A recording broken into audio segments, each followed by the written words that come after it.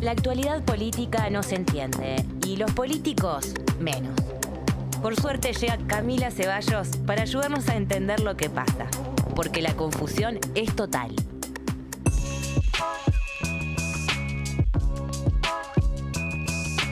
Bueno, Valeria, sí. Estamos en el aire. Con la confusión es total. Camila Ceballos, buen día. Buen día, ¿cómo estás? ¿Bien y tú? Muy bien, estoy muy contenta de estar acá. Previa de la nostalgia, ¿algo que nostalgias?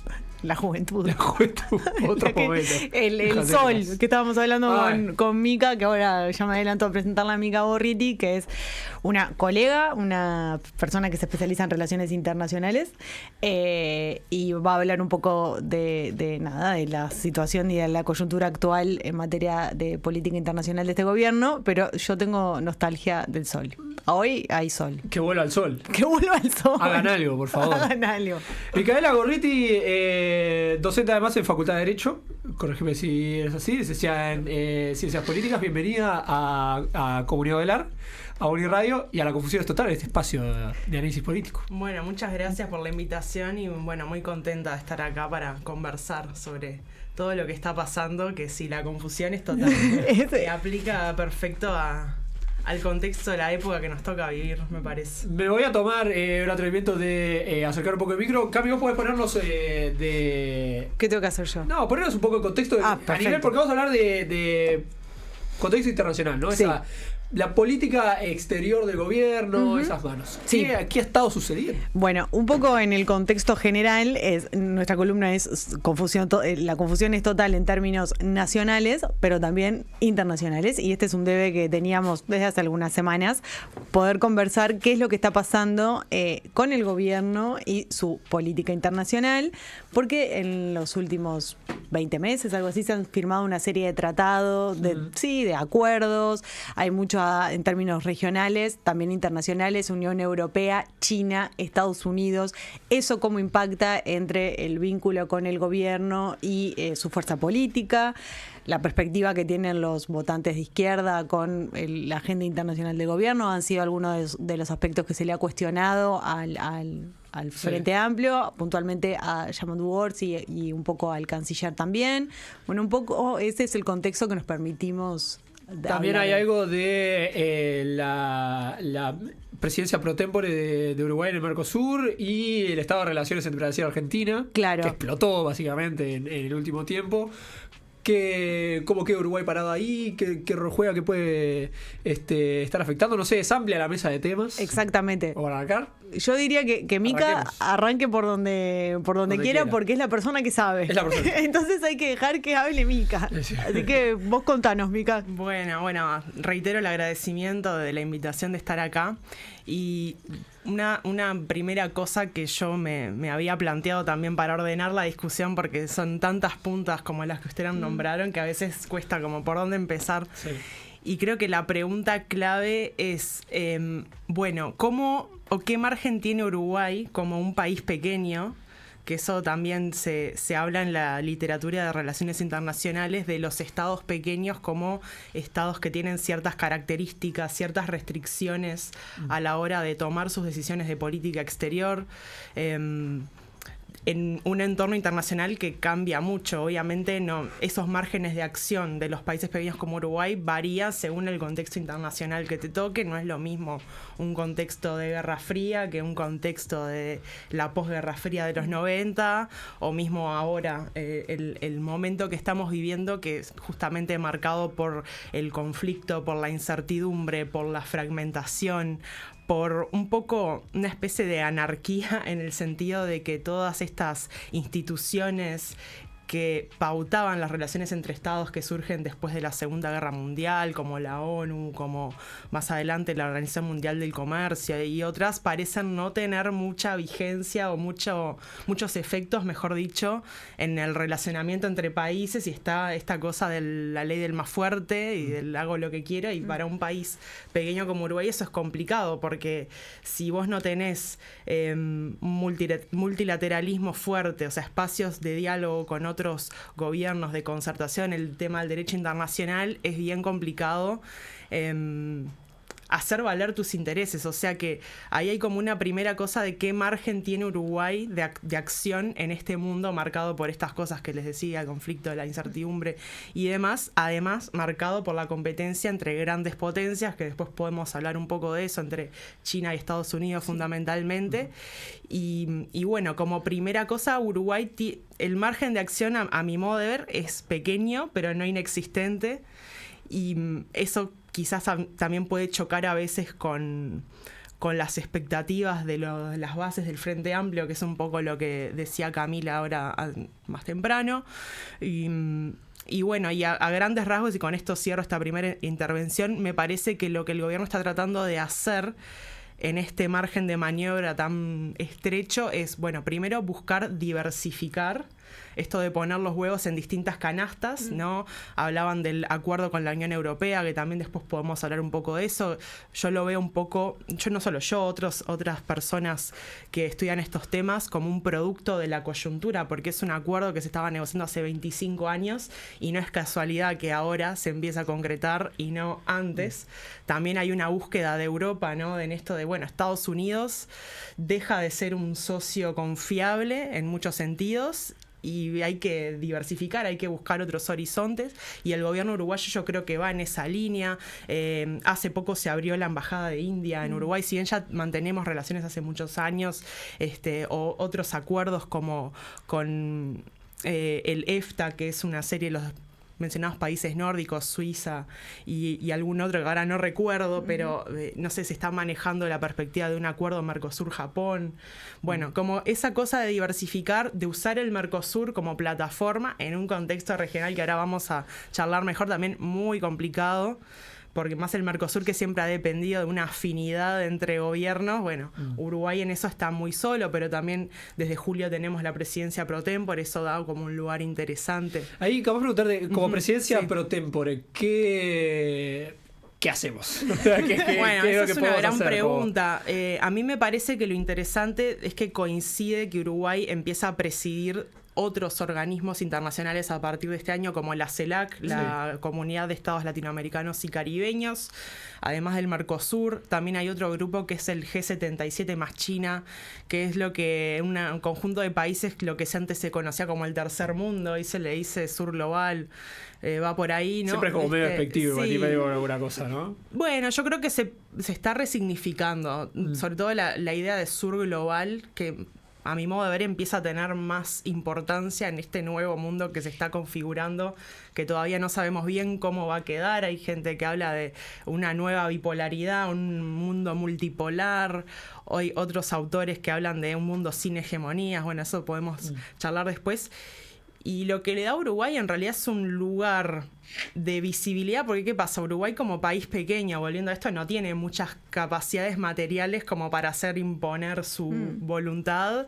Lo que puede apelar es como una especie de buena reputación, si se quiere, a la influencia, a la persuasión para mediar en este desorden. También el conflicto entre Brasil y Argentina, que venían como de décadas de buenos vínculos, más allá de gobiernos de distintas ideologías. Y bueno, Uruguay tiene una oportunidad de colocarse como un articulador, pero bueno, eso no garantiza por sí solo que vaya a haber resultados o que vaya a tener algún logro en materia de concertación regional, o mismo a nivel del Cono Sur o a nivel de América Latina. Es como que no garantiza, pero es una oportunidad que se puede aprovechar para presentarse como un mediador, como un articulador en ese sentido. A mí me surge en realidad porque yo veo un poco, parece como que citando a una ex vicepresidenta, está como muy polarizada la situación, ¿no? Entre Brasil y Argentina, que un poco te ponen como en un lado de o estás con uno o estás con otro. ¿Es un poco así o yo lo veo medio exageradamente? Bueno, es un poco así. Capaz que no sé si tanto aplica al conflicto entre Brasil y Argentina, porque ahí es más delicado, ¿no? No sé si Uruguay le convendría ponerse de un lado del otro. En realidad no le convendría ponerse de un lado del otro de ninguna pugna de las que está ocurriendo actualmente, pero esto que vos traes me da pie para otra cuestión que está pasando, que ya la mencioné, que es la competencia entre potencias entre Estados Unidos y China, y que ahí tenés como una potencia que te dice tenés que elegir y otra que te dice no tenés que elegir. ¿Quién es quién? Bueno, ¿quién es quién? Estados Unidos es la que, digamos, está más ejerciendo más presión porque los países del llamado hemisferio occidental, esta nueva denominación para América Latina, de Groenlandia a la Patagonia, sí, ¿no? Como América, se dice, América, que después podemos hablar también de eso.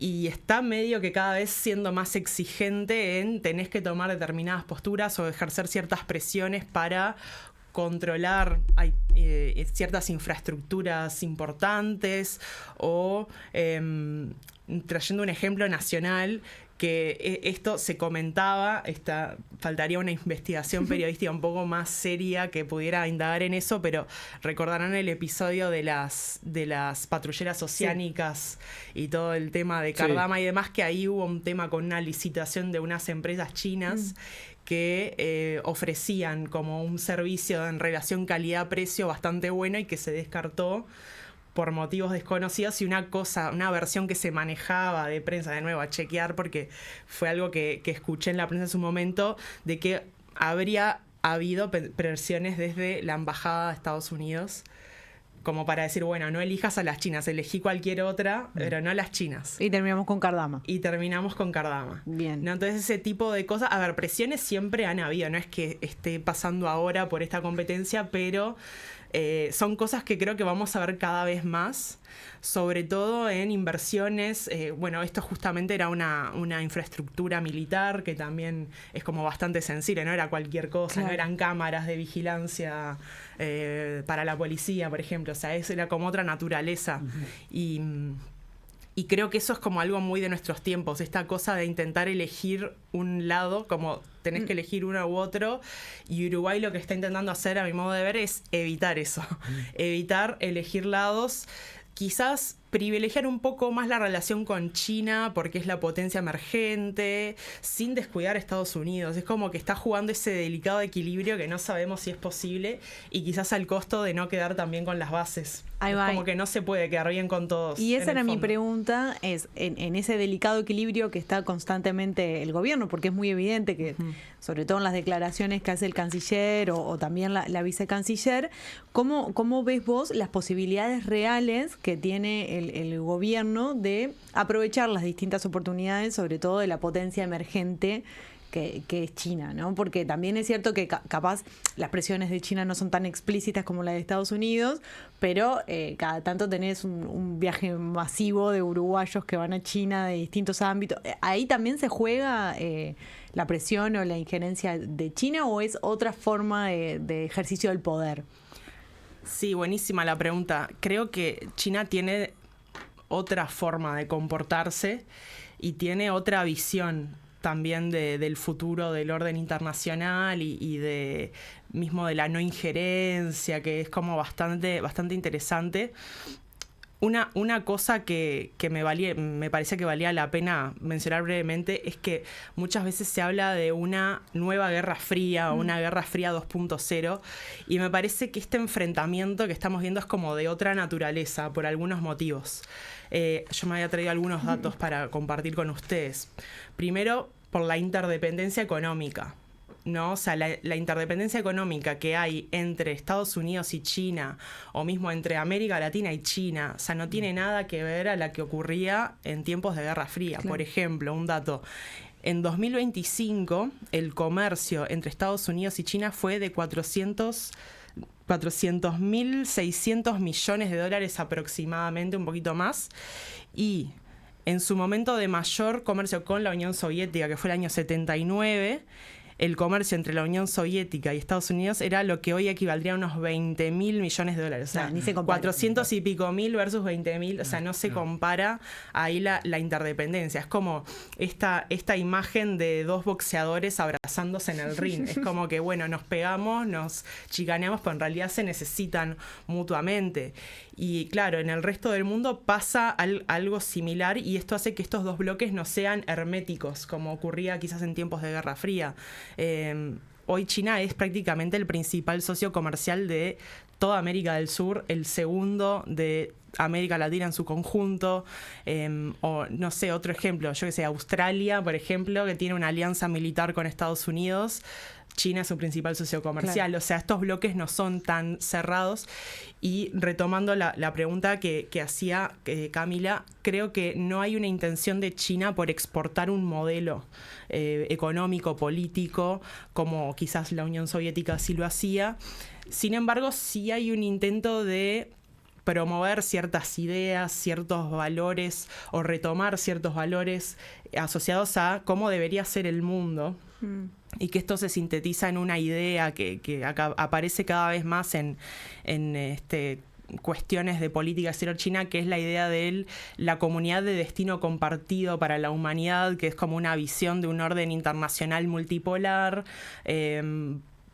donde cada país tiene que resolver su sistema político, su régimen político, como que lo importante es ver cómo impulsamos el desarrollo económico, ¿no? El desarrollo económico como un bien público internacional, y si después cada uno decide ser una democracia, una monarquía, un totalitarismo, eso es problema de cada estado, y como que ningún otro estado tiene derecho a opinar sobre eso. También un poco lo que le pasa a China, que es un régimen autoritario y que muchas veces lo chicanean desde ese lado. ¿Y qué pasa con los derechos humanos y tal cosa y tal otra? Y es, a nosotros nos importa el desarrollo económico y asegurar otras cosas para la gente. Y la gente valora otras cosas, otra cultura, claro. Tuvimos otra trayectoria histórica, ¿no? Ellos hablan del socialismo con características chinas, que hay otra gente que le dice capitalismo de Estado, esta cosa de la economía de mercado. Es raro, igual capitalismo de Estado. Sí, como... hay todo un debate. La versión china sería el socialismo con características chinas, que no deja de ser una economía de mercado. Ellos ven la economía de mercado como un paso previo al socialismo. Sí. Es una economía de mercado particular, con planificación estatal, con control de ciertas áreas clave de la economía, o sea que es un capitalismo diferente, sí, o un socialismo con características chinas, pero ellos, yo tuve la oportunidad de participar en un seminario allá en Beijing, y una de las cosas que decían desde las autoridades, ¿no?, que este modelo funcionó para China porque China tuvo una trayectoria particular y esto no es replicable, claro, en otros lugares. Como que cada uno tiene que encontrar su manera. Y lo último, con esto cierro, en esto de que China es un hegemón distinto, que tiene otras maneras de ejercer influencia, creo que hay una cosa de influir mediante la conectividad y no tanto mediante el uso de la fuerza. La coerción, digamos. Claro. Quizás, ustedes habrán escuchado, la audiencia también, sobre la iniciativa de la Franja y la Ruta, que es este megaproyecto, es uno de los pilares de la política exterior china, y es un proyecto de conectividad mundial, sí, en el que China se propone construir infraestructura, puentes, carreteras, vías férreas, cables submarinos. Ahora se abrió hace unos meses una línea Buenos Aires-Shanghái, por ejemplo. Todas esas cosas que son parte de este, ¿cómo decirlo? Sí, proyecto. Porque no es solo infraestructura, también se habla de una franja y la ruta de la salud, de la cultura. Claro. O sea, es como un proyecto de política exterior más amplio y que busca conectar para influir, controlar ciertas infraestructuras clave, cables submarinos, sí, para influir. Ahí me queda, no nos queda muchísimo tiempo, la verdad, pero creo que es un poco también un tema que está muy sobre la mesa hoy por hoy. Han habido algunas declaraciones también de la vicecanciller con respecto al tema, y me parece como que en esto de la búsqueda de Uruguay de posicionarse internacionalmente medio como un fiel, ¿no?, que busca como cierta reputación para poder ganar relevancia en el ámbito internacional. Algo que está como muy en la discusión internacional, o que se plantea como un centro neurálgico de tomar una posición hacia un lado o el otro, es la situación en Gaza, y en particular el alineamiento o no con el Estado de Israel. Que es también un tema que atraviesa a la imagen de gobierno, ¿no? ¿Cómo lo ves vos y qué está haciendo el Estado uruguayo, o qué líneas de acciones está delineando en ese sentido? Bien, está buena la pregunta también. Creo que como primera cosa sí hubo un cambio respecto al gobierno anterior, en particular en algunas votaciones en el marco de la Asamblea General de Naciones Unidas sobre, bueno, lo que está ocurriendo en la Franja de Gaza, en particular que en el gobierno anterior había muchas abstenciones o mismo votos quizás más alineados con ese entente Israel, Estados Unidos, Argentina y alguno más. Y creo que este gobierno, si bien ha tenido dificultades, lo que hablábamos antes de arrancar, el tema de si es genocidio, si no es genocidio, sí ha habido como un cambio en la postura en el sentido de abandonar o semi-abandonar esos argumentos de la defensa propia y de justificar la respuesta a Israel por ese lado y de empezar a condenarlo, yo que sé, usando términos como, sí, crímenes, no sé si llegaron a usar crímenes contra la humanidad, pero como que por ahí, está ahí unos escaloncitos antes de lo que es el genocidio, pero todavía esa denominación como que no se ha adoptado de forma oficial. Pero bueno, es un tema que divide también al Frente Amplio, porque no solo ideológicamente, sino también estratégicamente. Hay gente que piensa, bueno, no hay que molestar mucho a Israel. Bueno, también hay como tantos intereses hacen lobby, ¿no? Lo que se dice el lobby israelí, el lobby sionista también obviamente tiene influencia en todos los partidos, no solamente el partido de la oposición, también en el Frente Amplio, ni que hablar. Y bueno, es esa búsqueda del delgado equilibrio que decíamos, de quedar bien con varias partes, pero no se puede. Realmente con alguna parte vas a terminar quedando mal, ¿no? Ya sea Estados Unidos, Israel, China o los frente amplistas, o sea, con todos no se puede quedar bien. Sí, creo que había un cambio notorio, sobre todo en este ámbito de ONU, pero falta igual como para contentar lo que muchos frente amplistas reclaman, que es calificarlo de genocidio. Y bueno, y me imagino que hay visiones contrapuestas en el gobierno respecto a eso, y bueno, cuando el Frente Amplio se divide, se suele abroquelar para un lado. Entonces, sí, eso. Yo tengo una pregunta respecto a estas votaciones o estas posturas que se modifican con relación al gobierno anterior, porque se suele decir que, bueno, Uruguay mantiene una política internacional que es relativamente estable, pero para los que saben, para los que estudian, ¿esto es realmente así o hay o vos podés, en el largo plazo, vos podés identificar modificaciones sustantivas con temas específicos o con países puntuales? No sé. Bueno, hace unos años el colega y profesor Camilo López Burián hizo su tesis de doctorado sobre la política exterior uruguaya, y una de las preguntas que se planteaba era justamente si es una política de Estado o una política de partidos, y llega a la conclusión de que es una política de partidos. No hay que olvidar que Uruguay fue un país gobernado por casi 100 años por el Partido Colorado. Claro. ¿No? Que a veces nos olvidamos de eso, decimos política de Estado, bueno, pero a veces de un partido. Sí. Y bueno, ahí llega a la conclusión que hay la ideología, por ejemplo, es un factor determinante en posturas, por ejemplo, respecto a la región, al Mercosur. Quizás hay políticas o posturas más homogéneas respecto a lo que es el respeto al derecho internacional, a derechos humanos. Quizás ahí puede haber algo más consensuado, o hasta ahora por lo menos así era. Pero sí, la ideología importa mucho, la pertenencia partidaria. Incluso observa que al interior de los partidos hay divisiones en muchos asuntos de inserción comercial, de, cuál región priorizar o cuál hegemón priorizar. Claro. O sea que hay diferencias, no solo entre partidos, sino al interior de los partidos. Y bueno, a veces prevalece la forma en que los partidos internamente procesan esas diferencias. Pasó en su momento con lo de los TLC también, que es algo que al Frente Amplio lo dividió salado, con Estados Unidos en su momento, con China después, y bueno, no terminó saliendo, porque es lo que hace el Frente Amplio. Cuando hay un desacuerdo, es como que elige la opción que genera menos costos. Claro, menos costos, pero algún costo te va a generar. Entonces sí, diría que por ahí. Chicas, ¿algo más que nos quede de tintero sobre este tema? No, yo no tengo más preguntas, pero no sé qué ¿algo que quieras cerrar? No, más o menos ya lo dije, pero creo que retomando lo del principio, ¿qué puede hacer Uruguay en este contexto en el que la autonomía se ve restringida?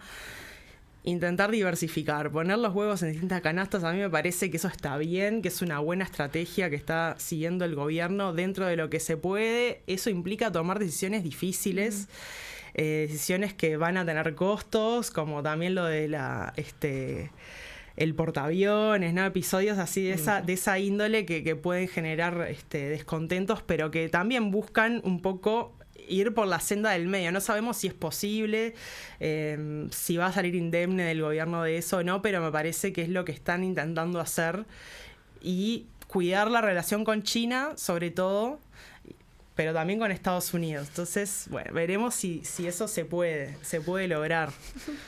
Micaela Gorriti, licenciada de Ciencias Políticas, docente de Facultad de Derecho, muchísimas gracias por haberte sumado a La Confusión es Total. Camila Ceballos, como siempre, un gusto recibirte. No, por favor, muchas gracias. Nos vemos en 15 días. En 15 días, sí. Ya volvemos con Comunidad Udelar.